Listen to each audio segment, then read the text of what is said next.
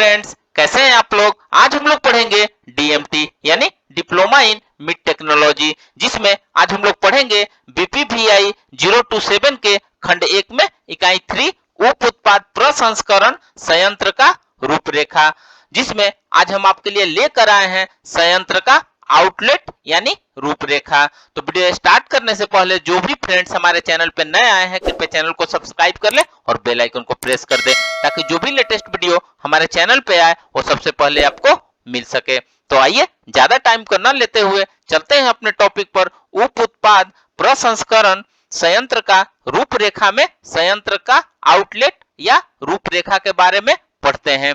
तो आइए वीडियो को स्टार्ट करते हैं। स्वच्छता की दृष्टि से बद्धशाला की भांति ही उप उत्पाद संयंत्र में भी कच्चे माल और प्रसंस्कृत सामग्री का हस्ताक्षरण के बीच स्पष्ट विभाजन होना चाहिए, क्योंकि इस प्रसंस्करण का एक अंत उत्पाद मीट और बोन मिल है, जिनका उपयोग पशु चारे में किया जाता है। अतः ये वाकई बहुत ही महत्वपूर्ण है कि उप उत्पाद संयंत्र को ऐसे निर्मित किया और चलाया जाए कि उनके स्वच्छ और अस्वच्छ अनुभागों के बीच कोई संपर्क न रहे। जिसमें सबसे पहले अब देखते हैं अस्वच्छ अनुभाग। अस्वच्छ अनुभाग जहां संक्रमण सामग्री को लाया जाता है के निम्न भाग होते हैं, जैसे अभारण प्लेटफॉर्म, मृत पशुओं की खाल उतारने और कटाई का कक्ष, खालों के लवणीकरण और भंडारण का कक्ष, वहां कार्य करने वाले कार्मिकों और आफेल और मृत पशुओं को एकत्रित करके लाने वाले ट्रकों के ड्राइवर के लिए अमानती सामान घर, स्नान घर और भोजन की कक्ष।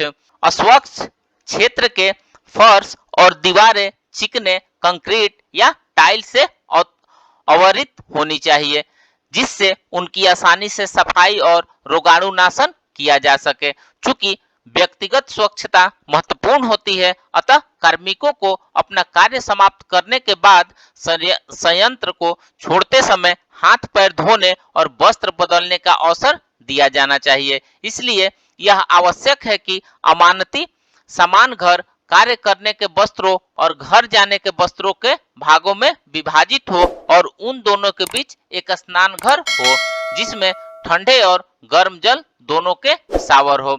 खालों के भंडारण और लवणीकरण का कक्ष सफाई और रोगाणु नाशन करने में आसान होना चाहिए। फर्श और दीवारें टाइलों से ढकी होनी चाहिए और अपशिष्ट जल के लिए नाली प्रदान की जानी चाहिए। संक्रमण के खतरे को कम करने के लिए ये आवश्यक है कि खालों को टैनरी में भेजने से पहले कुछ समय तक कम से कम 14 दिन तक लवणीकृत स्थिति में रखा जाए। इस अनुभाग में पशुओं और पक्षियों के प्रवेश को रोकने के लिए सावधानी अवश्य बरतनी चाहिए, जिससे कि पशु पक्षी अंदर न आ सके। सामग्रियों का परिवहन जैसे रद्दी मांस, आफेल और मृत पशु ट्रकों से किया जाना चाहिए, जो इस तरीके से सज्जित हो कि उन्हें आसानी से साफ और रोगाणु नाशित किया जा सके। ट्रकों की तलों जल रोधी होनी चाहिए, जिससे संक्रमण सामग्री अथवा द्रव के परिवहन के काल में रिसाव को रोका जा सके। आइए अब दूसरा पॉइंट देखते हैं, स्वच्छ अनुभाग। स्वच्छ अनुभाग जहां निर्जमीकृत सामग्री का हस्तांतरण और भंडारण किया जाता है में निम्नलिखित भाग होते हैं, जैसे कि मशीनरी का निर्जमीकरण के लिए कक्ष, हाइड्रोलिक प्रेस और अथवा सेंट्रीफ्यूज के लिए कक्ष, मिलिंग इकाई के लिए कक्ष, वसा शोधन के लिए कक्ष, मीट मिल, मीट कम बोन मिल और टेक्निकल फैक्ट के भंडारण के लिए कक्ष, कार्मिकों के लिए स्नान घर, अमानती सामान घर और भोजन कक्ष। इन कक्षों के फर्श और दीवारें ऐसी होनी चाहिए कि उनकी आसानी से सफाई और रोगाणु नाशन किया जा सके।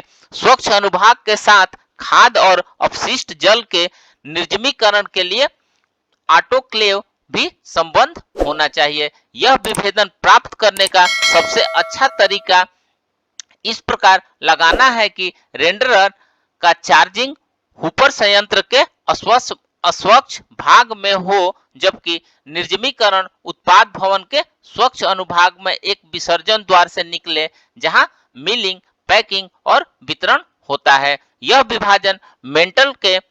विभाजन मेंटर के आर पार बनी दीवार को विभाजित करके किया जा सकता है, जिससे दोनों अनुभागों के बीच कोई आवागमन न रहे।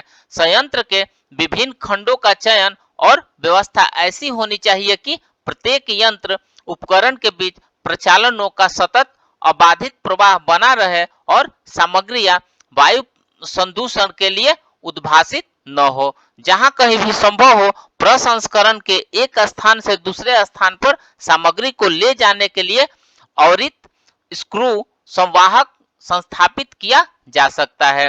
उप उत्पाद और संयंत्र परिसरों में 1 फुट में कम से कम आधा इंच का फर्श ढाल अवश्य होना चाहिए।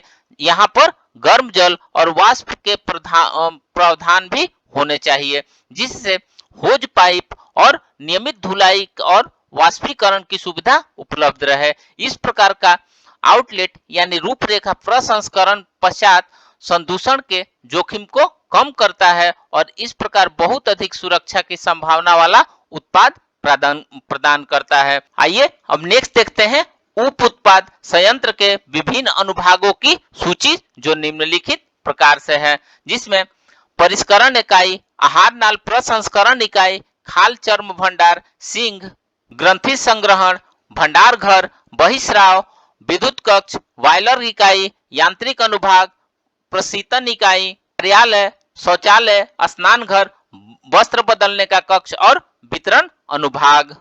तो फ्रेंड्स, इस प्रकार से आज हमने उप उत्पाद प्रसंस्करण संयंत्र की रूपरेखा में संयंत्र का रूपरेखा के बारे में पढ़ा। तो मिलते हैं एक नए वीडियो के साथ में, तब तक से हमारे चैनल पे बने रहिए। धन्यवाद।